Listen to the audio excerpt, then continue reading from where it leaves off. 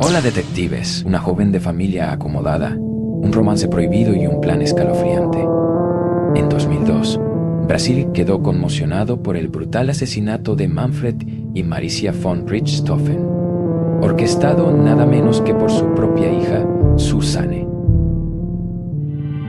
¿Qué la llevó a cometer un crimen tan atroz? ¿Fue amor, ambición o algo más oscuro?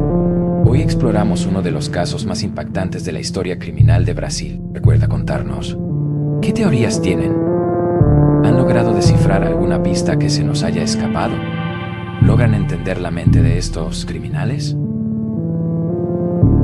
No olviden suscribirse para dejar sus pistas y opiniones. Su voz es clave en esta investigación. La familia von Richthofen, empezando por su padre, Manfred Albert von Richthofen, un talentoso ingeniero alemán y director de DERSA, una empresa estatal que gestionaba las numerosas autopistas y carreteras que salían de Sao Paulo. Su esposa, Maricia, era psiquiatra en la zona. Los dos se conocieron mientras Manfred estudiaba ingeniería civil en la Universidad de Sao Paulo, y se dice que fue amor a primera vista. Su actitud extrovertida y amistosa complementaba su naturaleza tranquila y gentil. Los dos finalmente se casaron en los años 70 y poco después comenzaron a pensar en tener hijos. En el año 1983 nació la primera hija, Susanne von Richthofen. El 3 de noviembre de 1983 nació Susanne y 4 años después nació su hermano menor, Andreas. Los dos niños crecieron en un hogar privilegiado y aunque la vida les fue bien, sus primeros años no tuvieron nada de extraordinario. Las dos se educaron en las escuelas privadas más elitistas de la ciudad y, como resultado, eran talentosas académicamente. Centrándonos en Susanne por un momento, se la describe como una jovencita tranquila y a menudo tímida. No era la niña más popular, pero tenía varios amigos y mantenía una buena relación con sus padres y su hermano. De niña, aprendió a hablar 3 idiomas y, tras graduarse en un instituto alemán, pasó a estudiar Derecho en la Pontificia Universidad Católica de Sao Paulo.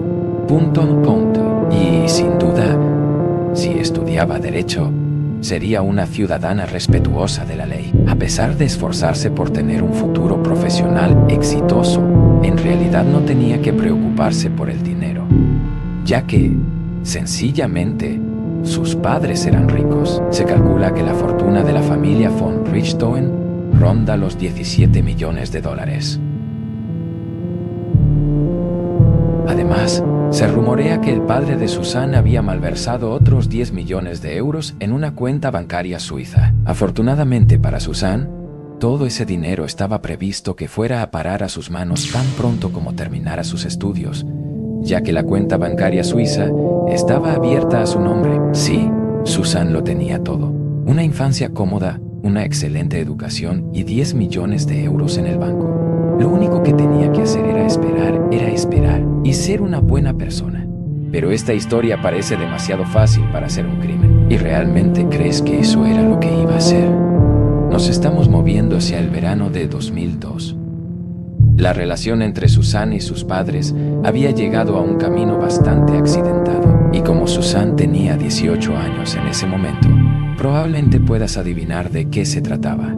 Amor, no dinero. Unos 3 años antes, en agosto de 1999, la familia von Richthofen había asistido a una feria de aeromodelismo en el Parque Ibirapuera. Andreas se había interesado cada vez más por los aeromodelos y, mientras estaba allí, había empezado a hablar con un chico mayor llamado Daniel Cravanas. Daniel, que tenía 19 años en ese momento, tenía un don para construir aeromodelos, y como la pasión de Andreas iba en aumento, les preguntó a sus padres si podían pagarle a Daniel para que le enseñara. Aceptaron la oferta, pero unas semanas después, mientras le daba clases a Andreas, Daniel llamó inesperadamente la atención de un rostro desconocido. Era la hermana de Andreas, Susanne. Es un dato interesante, pero muchos artículos occidentales incluida Wikipedia, afirman que Daniel y Susan se conocieron en una clase de kickboxing, pero esto no es cierto. Antes de asistir a esas clases, ya se conocían desde hacía un par de meses.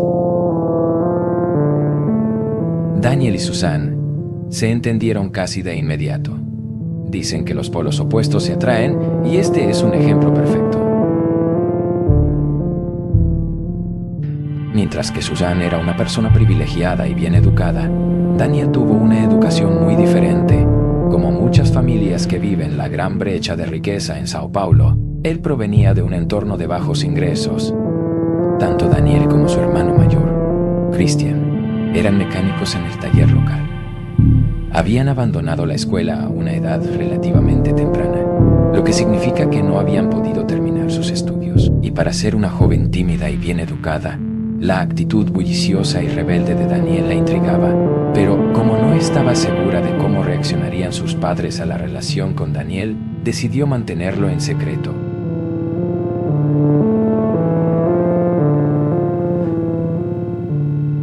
A medida que transcurría el mes, la relación de Susan con Daniel finalmente se reveló a sus padres y, aunque al principio no se mostraron particularmente preocupados e incluso le permitieron salir con él, finalmente cambiaron de opinión una vez que supieron más sobre él, porque aunque Daniel había afirmado ser estudiante de Derecho y en un principio se dedicaba a construir aeromodelismo, en realidad ha abandonado ambos proyectos y, en su lugar, fumaba marihuana casi a diario. Y, aunque de vez en cuando no fuera un problema, ese nivel de dependencia lo volvía perezoso y paranoico.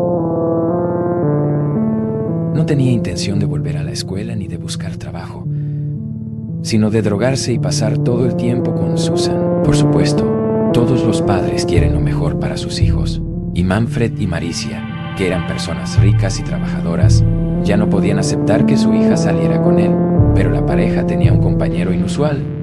Como Andreas adoraba a su hermano y consideraba a Daniel un buen amigo, a menudo encubría su comportamiento. Mientras los dos se pasaban el tiempo en moteles y en casa de Daniel, Andreas urdía elaborados planes para excusar a Susan de sus padres.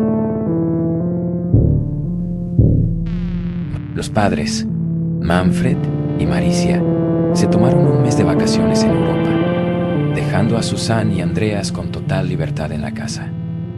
Y como Susan ya tenía 18 años, esta era una gran oportunidad para demostrar su madurez a sus padres. Pero, por supuesto, no fue así y, en su lugar, invitó en secreto a Daniel a mudarse a la casa.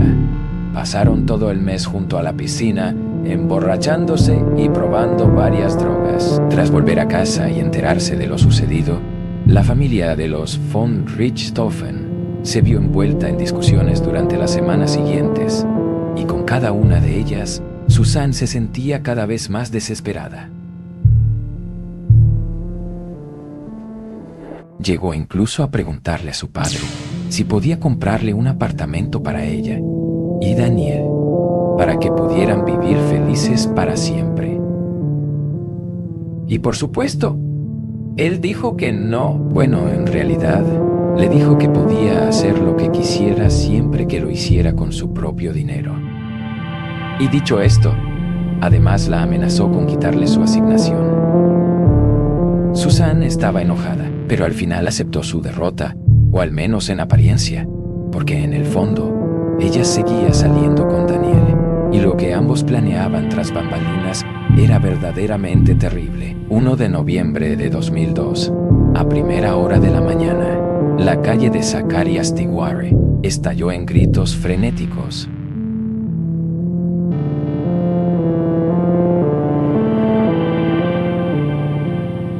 El sonido del horror emanaba de la casa de los von Richthofen, ya que lo que habían descubierto los niños era espeluznante. Después de volver a casa a escondidas, justo después de las 4 de la mañana se encontraron con una escena muy espantosa. Su madre y su padre, Maricia y Manfred, estaban muertos. Los agentes que acudieron al lugar encontraron los dos cuerpos en el dormitorio principal. Los habían atacado salvajemente mientras dormían Y a juzgar por los objetos que había en la habitación, se había empleado más de un método de asesinato. Maricia y Manfred habían sido golpeados hasta casi dejarlos irreconocibles. Se veían marcas de estrangulamiento alrededor del cuello. A uno de ellos parecía que le habían aplicado el ahogamiento simulado, y Maricia tenía una bolsa de basura alrededor de la cabeza. Parecía como si hubieran robado a la familia. Habían extraído dinero a la fuerza de una maleta, y otras áreas que contenían dinero en efectivo estaban vacías. Pero las cosas no cuadraban cuando los agentes empezaron a examinar la propiedad con más detenimiento. Por ejemplo, el sistema de alarma no avisó al guardia, que estaba apostado al otro lado de la calle en ese momento. Y, de hecho, al analizarlo un poco más, el sistema de alarma había sido desactivado, lo que significa que sus asesinos debían conocer el código. Además, la casa allanada parecía demasiado ordenada para ser la escena de un crimen.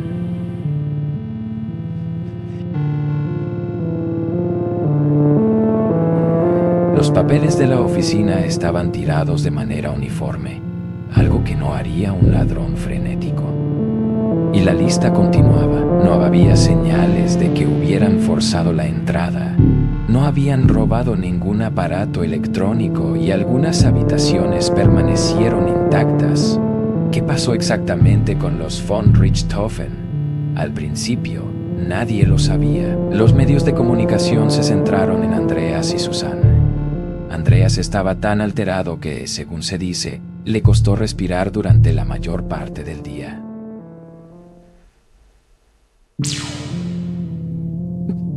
Y, aunque Susanne también parecía alterada, parecía muy tranquila para ser una chica que acababa de perder a sus padres, así que la policía no tardó en enterarse de lo que habían pasado fuera de la casa familiar. Alrededor de las 9 de la noche, Susanne sacó a escondidas a su hermano de la casa para asistir a una fiesta LAN. Sus padres pensaron que estaba durmiendo en la cama y después de dejarlo, Susanne supuestamente hizo su visita nocturna habitual y alquiló un motel con Daniel para que los dos pudieran fumar y divertirse un poco.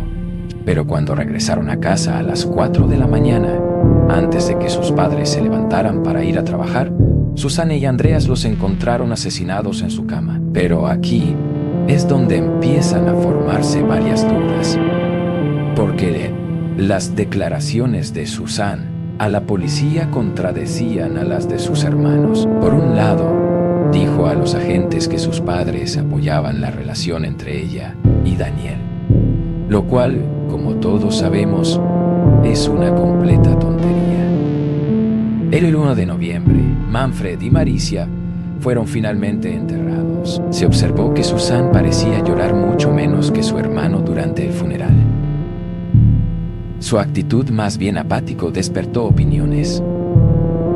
Sin embargo, eso no fue lo único que pasó por la mente de la gente. Empezaron a circular rumores de que Susanne había organizado una fiesta en la piscina de su casa, solo 3 días después del asesinato de sus padres. Y, además, se observó la rapidez con la que sus emociones cambiaban de una cámara a otra. Todo esto hizo que las autoridades sospecharan bastante.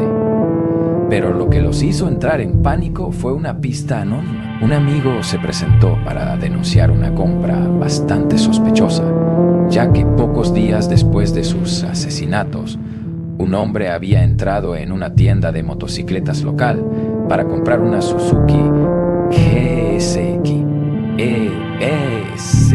Bueno, esto no era necesariamente dudoso en sí mismo, pero pagaron todo por adelantado, utilizando solo billetes de $100. Además, el que había realizado esta compra no era otro que Christian Cravanas, el hombre que todos conocemos como el hermano mayor de Daniel.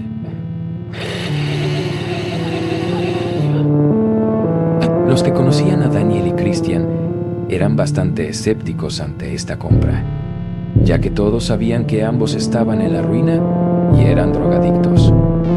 Así que, tras recibir esta información, Los agentes llevaron a Christian a la comisaría local. Luego comenzaron a presionarlo sobre el tema. Y a pesar de su fachada de tipo duro, en realidad era muy fácil de convencer. Para su sorpresa, admitió haber asesinado a Manfred y Maricia. Y lo que es peor, Daniel y Susan lo habían ayudado. Según Christian, tanto Susan como Daniel habían planeado matar a los padres de ella para que finalmente pudieran estar juntos. Y mejor aún, para que los dos pudieran vivir de los 17 millones de dólares que heredarían. Los otros dos fueron arrestados inmediatamente, y sabiendo que las pruebas los atraparían, Susan fue la siguiente en la fila para confesar. Daniel fue el siguiente, pero su declaración difería de la de Susan. Mientras que ella dijo que el dinero no era parte del motivo, él dijo que sí lo era, y a pesar de que ambos se querían mucho, casi inmediatamente después de ser arrestados, parecieron distanciarse. Ahora, a pesar de haber sido detenidos, Susan finalmente fue liberada de la cárcel hasta que comenzara el juicio. Casi a la fuerza, 4 años después del crimen, mientras se encontraba en libertad hasta su juicio, Susan aceptó una entrevista con los medios locales. Durante la grabación, lloró. Culpó a Daniel por todo lo sucedido y afirmó que había destruido a su familia. La entrevista le dio la impresión de una joven muy angustiada y destrozada, alguien que parecía inocente, extrañaba a su madre y a su padre y parecía estar atrapada en el fuego cruzado. Y aunque es probable que el truco tuviera como objetivo mejorar su imagen, en realidad tuvo el efecto contrario, algo que ella desconocía en ese momento. Pero una cámara de un tercero había grabado accidentalmente a su abogado aconsejándola para que llorara y actuara como una joven indefensa en la entrevista. Lo que siguió fue que ella actuó de acuerdo con todas sus exigencias, demostrando que era falsa y poco sincera. También me alegro de que haya elegido la profesión de abogado, porque su capacidad interpretativa es terrible. El 17 de julio de 2006, Susan, Daniel y Christian fueron llevados a juicio por nuestro homicidio calificado, el equivalente al asesinato en primer grado en la ley brasileña. Mientras estuvieron allí, el jurado recibió los detalles más precisos de lo que sucedió exactamente en Halloween de 2002. A altas horas de la noche del 31 de octubre, Maricia y Manfred dormían profundamente. Era jueves y ambos habían estado trabajando durante casi todo el día.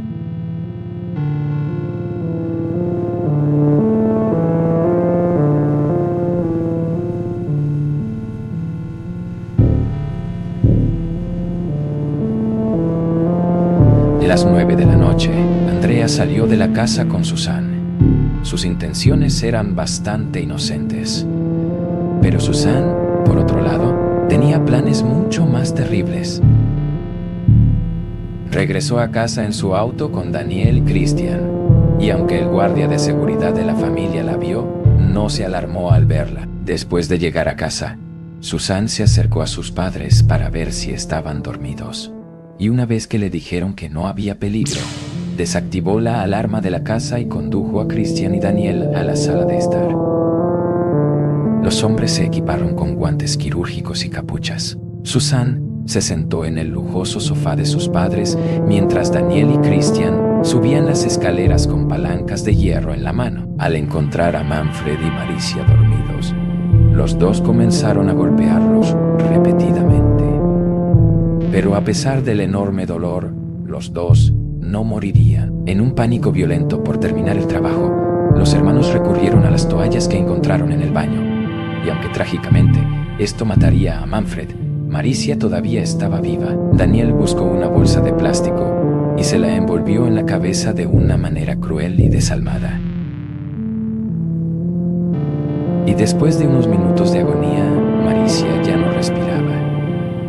Después de que el acto se hubiera consumado, el trío montó la escena para que pareciera un robo. Esparcieron varios papeles por la oficina y robaron todo el dinero que pudieron encontrar. Luego, los tres abandonaron la propiedad y para crear una coartada posterior, Christian fue a un restaurante de comida rápida donde se aseguró de que lo vieran. Mientras tanto, Daniel y Susan pasaron la noche juntos en un motel haciendo quién sabe qué, antes de pedir explícitamente una factura como prueba de que no estaban en la propiedad. A las 3:30 de la madrugada, Susan recogió a Andreas de la fiesta LAN. Viajó de nuevo a la casa familiar y fingió estar sorprendida al descubrir la escena del crimen. Y, por supuesto, ya conoce el resto. Durante su juicio, Susan culpó de todo a Daniel. Ella trató de afirmar que él la había alimentado constantemente con un cóctel de drogas y se había aprovechado de su estado de somnolencia para lograr que aceptara los asesinatos. Pero, por otro lado, los hermanos Cravanas afirmaron que simplemente estaban actuando según sus deseos. También afirmaron que sus padres eran alcohólicos y maltratadores y que simplemente estaban tratando de velar por los intereses de Susan. Pero, para contrarrestar esta afirmación, tanto Susan como su hermano Andreas la rechazaron. Además, las autopsias no detectaron alcohol en sus cuerpos. A pesar de las inconsistencias de los hermanos Cravanas, Susan no se libró de la acusación. De hecho, el fiscal Roberto Tradelli la etiquetó como la autora intelectual del crimen. Además, la describió como la personificación perfecta de la rubia malvada y que lo único que quería era hacerse con el dinero y los bienes que sus padres habían conseguido con tanto esfuerzo. En definitiva, quería su libertad e independencia sin trabajar para conseguirlas.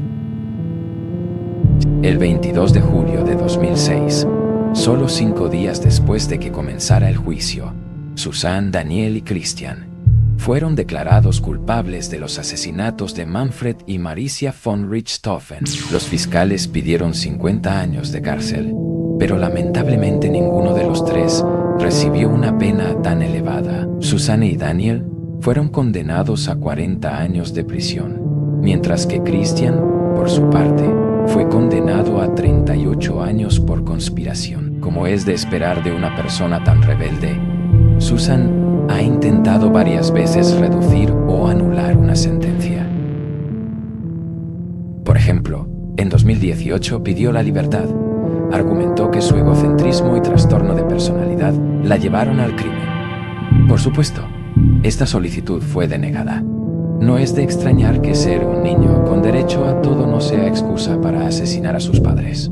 Lamentablemente, hubo varios giros tristes después de este caso. Por ejemplo, el hermano de Susan, Andreas, nunca se recuperó del todo de la muerte de sus padres.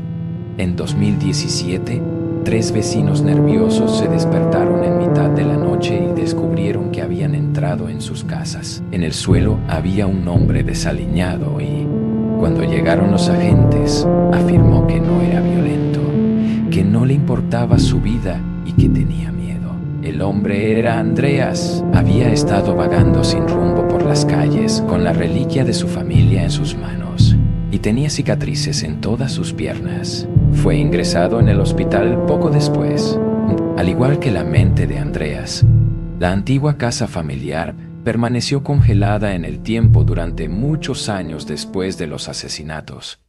Abandonada, envejeciendo y cayendo lentamente en un estado de desesperación. En el año 2014, se vendió a compradores desconocidos que pintaron toda la fachada de blanco. No es que esto se pueda ver en Google Maps, ya que el edificio ha sido misteriosamente difuminado en todas las imágenes de la calle. Al menos a mi modo de ver, parece que Andreas es la principal víctima. Estaba destinado a cosas más grandes. Tenía una excelente educación y una vida profesional por delante, y tenía 2 padres muy cariñosos, pero en un abrir y cerrar de ojos lo perdió todo. Su hermana y su amigo estaban entre rejas y su madre y su padre estaban muertos. No es de extrañar que cayera en lo más oscuro de su mente. Y aunque fue ingresado en el hospital, no está claro qué ha hecho con su vida desde entonces. Una de las partes más disparatadas de esta historia es que, a pesar de haber asesinado a sus padres, es probable que Susan herede su dinero después de haber cumplido su condena en prisión. Esto significa que, con una condena de 40 años, es probable que quede libre y sea multimillonaria en el año 2042. Incluso ahora, las sentencias de Susan y Daniel se están cumpliendo en un régimen semiabierto. Esto significa que se les permite salir de la prisión para días festivos especiales e incluso vacaciones. Para empeorar las cosas, incluso se la ha visto en fiestas mientras disfrutaba de su libertad condicional durante las vacaciones. Este es uno de los muchos detalles interesantes que he aprendido sobre los casos judiciales internacionales. Al parecer, en Brasil, incluso los presos asesinos reciben vacaciones. Quiero escuchar sus pensamientos sobre estos casos. Si les gustó, asegúrense de darle un like y me aseguraré de hacer más casos similares, algunos más casos resueltos. Pero eso es todo por hoy, detectives. Espero que estén todos a salvo en este mundo tan loco y nos vemos en mi próximo video.